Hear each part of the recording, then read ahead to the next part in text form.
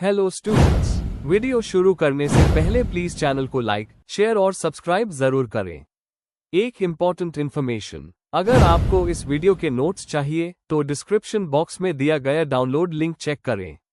Thank you. चलिए शुरू करते हैं। इस वीडियो में हम पढ़ेंगे MPCE 32 ह्यूमन रिसोर्स डेवलपमेंट के प्रीवियस ईयर क्वेश्चन और most important questions with answers. ये क्वेश्चंस आपके एग्जाम के लिए बहुत इम्पॉर्टेंट है। अगर आपने ये अच्छे से कर लिए तो एग्जाम निकलना पक्का है। Let's begin. Question 9, explain the steps for the alignment of business strategy with HR practices. Question explanation. इस क्वेश्चन में हमें बताना है कि एक ऑर्गेनाइजेशन का बिजनेस स्ट्रैटेजी और HR प्रैक्टिसेस एक दूसरे के साथ कैसे अलाइन किए जा सकते हैं। मतलब HR पॉलिसीज जैसे रिक्रूटमेंट, ट्रेनिंग और परफॉर्मेंस सिस्टम को कंपनी के लॉन्ग टर्म गोल्स के साथ कैसे मैच किया जाता है। इसमें स्टेप बाय स्टेप प्रोसेस लिखना है जो स्ट्रेटजी और HR को एक डायरेक्शन में ले जाए। आंसर। इंट्रोडक्शन। बिजनेस स्ट्रैटेजी और HR प्रैक्टिसेस का अलाइनमेंट एक सक्सेसफुल ऑर्गेनाइजेशन के लिए बहुत जरूरी है। बिजनेस स्ट्रैटेजी बताता है कंपनी क्या अचीव करना चाहती है और HR प्रैक्टिसेस यह इंश्योर करते हैं कि लोग उस गोल को कैसे अचीव करेंगे। जब HR और बिजनेस स्ट्रैटेजी एक लाइन में काम करते हैं तो एफिशिएंसी, मोटिवेशन और ग्रोथ दोनों बढ़ जाते हैं। इस प्रोसेस को strategic human resource management SHRM कहा जाता है, जिसका मेन फोकस होता है लोगों को ऑर्गेनाइजेशनल सक्सेस के लिए स्ट्रैटेजिक एसेट बनाना। Main body. 1. बिजनेस स्ट्रैटेजी को समझना। पहला स्टेप है कंपनी के विजन, मिशन और ऑब्जेक्टिव्स को क्लियरली समझना। HR मैनेजर को यह देखना होता है कि कंपनी किस डायरेक्शन में जा रही है, ग्रोथ, इनोवेशन या कॉस्ट सेविंग। जब HR को ये क्लियर होता है तब वो एम्प्लॉइज के स्किल्स और ट्रेनिंग प्रोग्राम्स को उसी डायरेक्शन में डिजाइन करता है। एग्जाम्पल, अगर कंपनी इनोवेशन पर फोकस कर रही है तो HR क्रिएटिव लोगों को हीरे करेगा और इनोवेशन बेस्ड रिवॉर्ड सिस्टम बनाएगा। 2. करंट HR सिस्टम का एनालिसिस। अगला स्टेप है एग्जिस्टिंग HR सिस्टम का इवैल्यूएशन करना।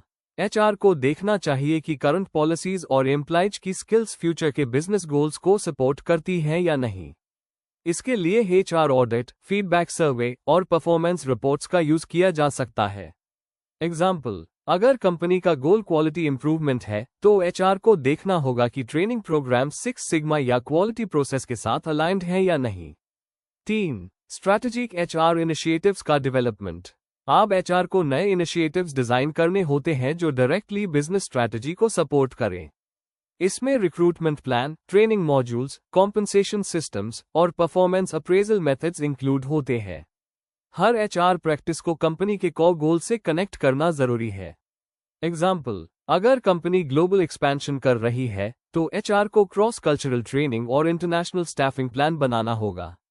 4. इम्प्लीमेंटेशन और कम्युनिकेशन। प्लान बनाने के बाद उसका प्रॉपर इम्प्लीमेंटेशन और कम्युनिकेशन बहुत इंपॉर्टेंट है। HR मैनेजर्स को लाइन मैनेजर्स और टीम लीडर्स के साथ मिलकर इंश्योर करना चाहिए कि सभी एम्प्लॉइज कंपनी के गोल्स को समझें। रेगुलर मीटिंग्स, वर्कशॉप्स और गोल अलाइनमेंट सेशंस हेल्पफुल होते हैं। एग्जाम्पल, परफॉर्मेंस अप्रेजल सिस्टम को मॉडिफाई करके स्ट्रैटेजिक कंट्रीब्यूशन को इवैल्यूएट करना एक इफेक्टिव मेथड है। 5. मॉनिटरिंग और इवैल्यूएशन। लास्ट स्टेप है HR और बिजनेस स्ट्रैटेजी के अलाइनमेंट को मॉनिटर करना। इसके लिए KPI जैसे एम्प्लॉय प्रोडक्टिविटी, टर्नओवर रेट और कस्टमर सेटिस्फैक्शन ट्रैक किए जाते हैं। रेगुलर रिव्यू से HR अपनी स्ट्रैटेजीज को अपडेट कर सकता है जब बिजनेस एनवायरनमेंट चेंज हो। एग्जाम्पल, एक IT कंपनी अपनी ट्रेनिंग प्रोग्राम्स के रिजल्ट्स इनोवेशन स्कोर के थ्रू इवैल्यूएट कर सकती है। कंक्लूजन, बिजनेस स्ट्रैटेजी और HR प्रैक्टिसेस का अलाइनमेंट ऑर्गेनाइजेशन के लॉन्ग टर्म सक्सेस के लिए एसेंशियल है। जब HR पॉलिसीज बिजनेस गोल्स के साथ कनेक्टेड होती है तो ऑर्गेनाइजेशन ज्यादा फोकस्ड, एफिशिएंट और कम्पिटिटिव बन जाता है। इस प्रोसेस के मेन स्टेप्स हैं बिजनेस स्ट्रैटेजी समझना, HR सिस्टम एनालाइज करना, इनिशिएटिव्स बनाना, इम्प्लीमेंट करना और इवैल्यूएट करना। ऐसे अलाइनमेंट से HR एक स्ट्रैटेजिक पार्टनर बन जाता है जो ऑर्गेनाइजेशन को ग्रोथ और सस्टेनेबिलिटी देता है। If you need the notes of this video, there's a download link in the description box. Be sure to check it out. Thank you. Let's see the next question. Question 10. Write short notes on competency mapping. Question explanation. इस question में हमें competency mapping के बारे में लिखना है। हमें बताना है कि कॉम्पिटेंसी मैपिंग क्या होती है, इसका इंपॉर्टेंस एचआरडी के लिए क्या है, इसका प्रोसेस कैसे होता है और ऑर्गेनाइजेशंस में इसका प्रैक्टिकल यूज कैसे होता है। आंसर। इंट्रोडक्शन। कॉम्पिटेंसी मैपिंग एक सिस्टमैटिक प्रोसेस है जिसमें ऑर्गेनाइजेशन अपने एम्प्लॉयज के स्किल्स, नॉलेज, बिहेवियर और एटीट्यूड को आइडेंटिफाई करता है ताकि वो अपना काम इफेक्टिवली कर सके। ये एचआरडी का एक इम्पॉर्टेंट पार्ट है जिसे रिक्रूटमेंट, ट्रेनिंग, परफॉर्मेंस अप्रेजल और करियर ग्रोथ के लिए यूज किया जाता है। इस कॉन्सेप्ट को सबसे पहले डेविड मैक्लेलैंड ने पॉपुलर बनाया था, जिन्होंने कॉम्पिटेंस को जॉब परफॉर्मेंस का की फैक्टर बताया था। इसका एम होता है एम्प्लॉयज की एबिलिटी को ऑर्गेनाइजेशन के गोल्स के साथ अलाइन करना। Main body. 1. Meaning and definition of competency mapping. Meaning. Competency mapping का मतलब होता है एक पर्टिकुलर जॉब के लिए जरूरी कॉम्पिटेंसीज को आइडेंटिफाई करना और एम्प्लॉयज के करंट कॉम्पिटेंसीज को एसेस करना। डेफिनेशन। बॉयट्जीज 1982 के मुताबिक कॉम्पिटेंसी एक ऐसी अंडरलाइन कैरेक्टरिस्टिक है जो किसी व्यक्ति के सुपीरियर परफॉर्मेंस से जुड़ती है।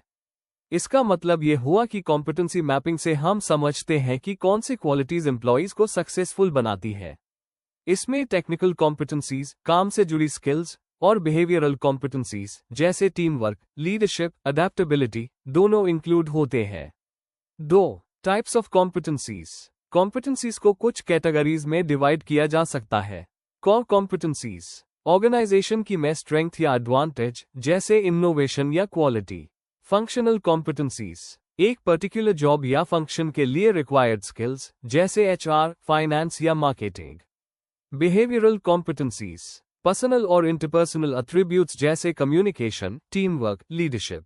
मैनेजरियल कॉम्पिटेंसीज, लोगों और रिसोर्सेस को मैनेज करने के स्किल्स जैसे डिसीजन मेकिंग और problem solving. 3. The process of competency mapping. Competency mapping के मेन स्टेप्स होते हैं। रोल और जॉब एनालिसिस, हर रोल के टास्क्स और रिस्पॉन्सिबिलिटीज को समझना। आइडेंटिफिकेशन ऑफ कॉम्पिटेंसीज, टेक्निकल और बिहेवियरल कॉम्पिटेंसीज की लिस्ट बनाना। कॉम्पिटेंसी असेसमेंट, एम्प्लॉयज के स्किल्स को एसेस करना सेल्फ असेसमेंट, इंटरव्यूज और फीडबैक के जरिए। गैप एनालिसिस, रिक्वायर्ड और करंट कॉम्पिटेंसीज के बीच के गैप को आइडेंटिफाई करना। ट्रेनिंग और डेवलपमेंट प्लान्स, उन गैप्स को फिल करने के लिए ट्रेनिंग प्रोग्राम्स डिजाइन करना। एग्जाम्पल, एक सॉफ्टवेयर कंपनी में अगर कॉम्पिटेंसी मैपिंग से पता चले कि डेवलपर्स को एआई प्रोग्रामिंग का ट्रेनिंग चाहिए, तो कंपनी टारगेटेड ट्रेनिंग लॉन्च करती है। 4. Importance and benefits of competency mapping. Better recruitment, सही कैंडिडेट को सिलेक्ट करने में मदद मिलती है। Performance management, clear evaluation criteria मिलता है। ट्रेनिंग और डेवलपमेंट, ट्रेनिंग नीड्स आइडेंटिफाई होती है।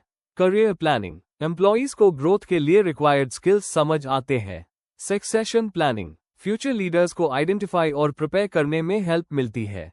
एग्जाम्पल, इन्फोसिस जैसे कंपनीज कॉम्पिटेंसी मैपिंग का यूज करके एम्प्लॉयज की ट्रेनिंग और प्रमोशन प्लान करती है। 5. Challenges in competency mapping. Process थोड़ा टाइम कंज्यूमिंग होता है। बिहेवियरल कॉम्पिटेंसीज एवेल्युएट करना सब्जेक्टिव हो सकता है। मैनेजमेंट और एम्प्लॉयज दोनों का इन्वॉल्वमेंट जरूरी होता है। जॉब रोल्स चेंज होने पर कॉम्पिटेंसीज को अपडेट करना पड़ता है। कंक्लूजन, कॉम्पिटेंसी मैपिंग एक स्ट्रैटेजिक एचआर टूल है जो एम्प्लॉयज के कैपेबिलिटीज को ऑर्गेनाइजेशन के गोल्स के साथ जोड़ता है। इससे प्रोडक्टिविटी बढ़ती है, ट्रेनिंग फोकस्ड होती है और लॉन्ग टर्म सक्सेस अचीव होती है। थोड़ी चैलेंजेस होने के बावजूद ये एचआरडी का एक एसेंशियल पार्ट है जो परफॉर्मेंस और ग्रोथ दोनों को एनहांस करता है। If you need the notes of this video, there's a download link in the description box. Be sure to check it out. Thank you. Question 11. Write short notes on Trade Unions Act, 1926. Question explanation.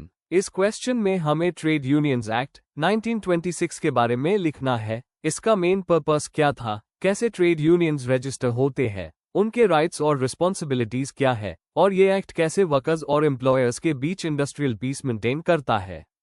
Answer. Introduction. Trade unions act 1926 एक बहुत important कानून था जो workers के rights को protect करने के लिए बनाया गया था।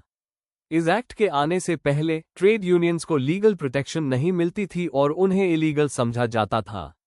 इस लॉ ने ट्रेड यूनियंस को लीगल आइडेंटिटी दी ताकि वर्कर्स अपने राइट्स के लिए मिलकर लड़ सकें और एम्प्लॉयर्स के साथ फेयर नेगोशिएशन कर सकें। इसने इंडिया में लेबर मूवमेंट को एक स्ट्रॉन्ग डायरेक्शन दी।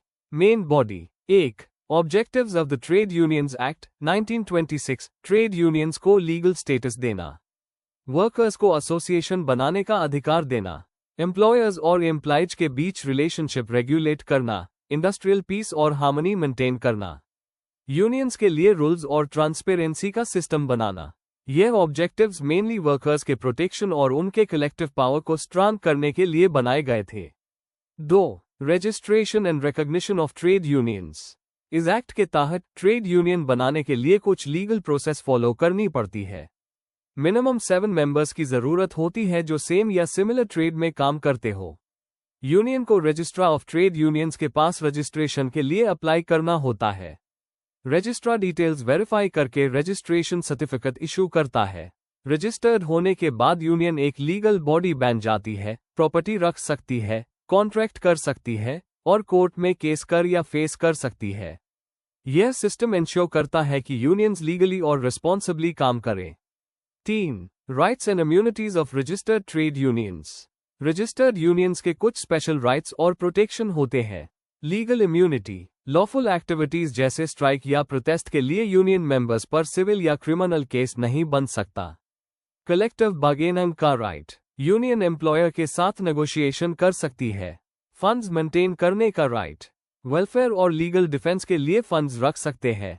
अफिलिएशन का राइट, बड़े फेडरेशंस के साथ जुड़ सकते हैं। यह राइट्स एंश्योर करते हैं कि वर्कर्स अपनी आवाज बिना डर के उठा सकें। 4. Duties and responsibilities of trade unions. Rights के साथ रिस्पॉन्सिबिलिटीज भी होती है। यूनियन को अपने रिकॉर्ड्स और अकाउंट्स मेंटेन करने होते हैं। हर साल एनुअल रिपोर्ट रजिस्ट्रार को देनी होती है। फंड्स का यूज सिर्फ लेजिटिमेट पर्पसेस के लिए करना चाहिए। इलेक्शंस डेमोक्रेटिक तरीके से होने चाहिए ताकि लीडरशिप अकाउंटेबल रहे। इससे यूनियन की ट्रांसपेरेंसी और मेंबर ट्रस्ट दोनों बढ़ते हैं। 5. Importance and impact of the act. Trade unions act 1926 ने इंडिया के लेबर मूवमेंट को एक लीगल बेस दिया। वर्कर्स की बार्गेनिंग पावर बढ़ी, इंडस्ट्रियल डेमोक्रेसी और कोऑपरेशन प्रमोट हुआ। वायलेंट स्ट्राइक्स की जगह पीसफुल नेगोशिएशन का सिस्टम बना। इस एक्ट ने फ्यूचर के लेबर लॉज जैसे इंडस्ट्रियल डिस्प्यूट्स एक्ट 1947 के लिए फाउंडेशन रखी। यह एक्ट ने लेबर और मैनेजमेंट के बीच एक बैलेंस्ड रिलेशनशिप एस्टैब्लिश किया। कंक्लूजन, आखिर में ट्रेड यूनियंस एक्ट 1926 ने इंडियन वर्कर्स को एक लीगल फ्रेमवर्क दिया जिससे वो अपने राइट्स के लिए संघर्ष कर सकें। इस एक्ट ने कलेक्टिव बार्गेनिंग और फेयर लेबर प्रैक्टिसेस को प्रमोट किया। आज भी ये एक्ट इंडिया के इंडस्ट्रियल रिलेशन सिस्टम का एक स्ट्रॉन्ग पिलर है। If you need the notes of this video, there is a download link in the description box. Be sure to check it out. Thank you. Question 8. Objectives of Human Resource Management.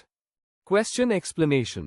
इस question में हमें human resource management HRM के main objectives बताने हैं।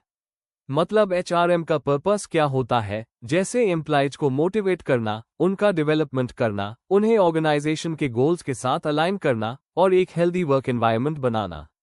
Answer. Introduction. Human resource management HRM एक ऐसी process है जिसमें ऑर्गेनाइजेशन अपने एम्प्लॉयज को रिक्रूट, ट्रेन, मोटिवेट और रिटेन करती है। HRM का मेन गोल ये होता है कि हर एम्प्लॉय अपनी फुल पोटेंशियल से काम करे और ऑर्गेनाइजेशन के ऑब्जेक्टिव्स को अचीव करने में हेल्प करे। ये एक ब्रिज के जैसे काम करता है जो एम्प्लॉयज के पर्सनल गोल्स को कंपनी के बिजनेस गोल्स के साथ कनेक्ट करता है। Main body. 1. ह्यूमन रिसोर्सेज का इफेक्टिव यूटिलाइजेशन. HRM का सबसे पहला ऑब्जेक्टिव होता है ऑर्गेनाइजेशन के ह्यूमन रिसोर्सेज का बेस्ट यूटिलाइजेशन करना। राइट पर्सन को राइट जॉब देना और उनकी स्किल्स को प्रॉपर डायरेक्शन में उस करना HRM का मेन फोकस होता है। इससे टैलेंट वेस्ट नहीं होता और ओवरऑल प्रोडक्टिविटी बढ़ती है। 2. एम्प्लॉयज के स्किल्स और कॉम्पिटेंसीज डेवलप करना. HRM का एक इंपॉर्टेंट गोल होता है एम्प्लॉयज के स्किल्स और नॉलेज को कंटिन्यूअसली डेवलप करना। ट्रेनिंग प्रोग्राम्स, वर्कशॉप्स और जॉब रोटेशन जैसे मेथड से उनकी कैपेबिलिटीज बढ़ाई जाती है। इससे एम्प्लॉयज फ्यूचर रोल्स के लिए रेडी हो जाते हैं और परफॉर्मेंस भी इंप्रूव होती है। 3. मोटिवेशन और रिटेंशन बढ़ाना. HRM इंश्योर करता है कि एम्प्लॉयज मोटिवेटेड रहे और अपने काम से सेटिस्फाइड हों। सैलरी, रिवॉर्ड्स, प्रमोशंस और रिकॉग्निशन जैसे फैक्टर्स से उनका मोराल हाई रखा जाता है। जब एम्प्लॉयज मोटिवेटेड होते हैं तो ऑर्गेनाइजेशन का टर्नओवर रेट कम होता है और आउटपुट बढ़ता है। 4. एम्प्लॉयर एम्प्लॉय रिलेशंस सुधारना। एचआरएम का एक और मेजर ऑब्जेक्टिव होता है मैनेजमेंट और एम्प्लॉयज के बीच हेल्दी रिलेशंस बनाना। इसके लिए ओपन कम्युनिकेशन, ग्रीवेंस हैंडलिंग और पार्टिसिपेटिव मैनेजमेंट जैसे टूल्स यूज किए जाते हैं। इससे कन्फ्लिक्ट्स कम होते हैं और वर्क एनवायरनमेंट पीसफुल रहता है। 5. ऑर्गेनाइजेशनल गोल्स अचीव करना। एचआरएम का एम होता है कि ह्यूमन रिसोर्स स्ट्रैटेजीज को बिजनेस स्ट्रैटेजीज के साथ अलाइन किया जाए। इससे एम्प्लॉयज का एफर्ट कंपनी के लॉन्ग टर्म ऑब्जेक्टिव्स को अचीव करने में लगता है। परफॉर्मेंस अप्रेजल और सक्सेशन प्लानिंग जैसे प्रोसेसेस इस अलाइनमेंट को सपोर्ट करते हैं। 6. लीगल और एथिकल कंप्लायंस एंश्योर करना। एचआरएम का ऑब्जेक्टिव ये भी होता है कि ऑर्गेनाइजेशन सारे लेबर लॉज और एथिकल नॉर्म्स को फॉलो करे। हर एम्प्लॉय को इक्वल अपॉर्चुनिटी माइल और डिस्क्रिमिनेशन ना हो। इससे ऑर्गेनाइजेशन में ट्रस्ट और फेयरनेस का कल्चर बनता है। 7. एम्प्लॉय वेलफेयर और जॉब सेटिस्फैक्शन बढ़ाना। एचआरएम का फोकस एम्प्लॉय वेलफेयर पे भी होता है, जैसे safe working conditions, health benefits और वर्क लाइफ बैलेंस। जब एम्प्लॉयज खुश होते हैं तो वो अपने काम में ज्यादा एंगेज रहते हैं और ऑर्गेनाइजेशन के लिए लॉयल बनते हैं। कंक्लूजन। तो ओवरऑल ह्यूमन रिसोर्स मैनेजमेंट के ऑब्जेक्टिव्स का मेन मकसद है बेस्ट टैलेंट को एक्वायर, डेवलप, मोटिवेट और रिटेन करना। एचआरएम से ऑर्गेनाइजेशन की एफिशिएंसी बढ़ती है, कन्फ्लिक्ट्स कम होते हैं और एक पॉजिटिव वर्क कल्चर डेवलप होता है। जब एचआरएम इफेक्टिवली काम करता है तो ऑर्गेनाइजेशन के गोल्स और एम्प्लॉयज के गोल्स दोनों अचीव हो जाते हैं।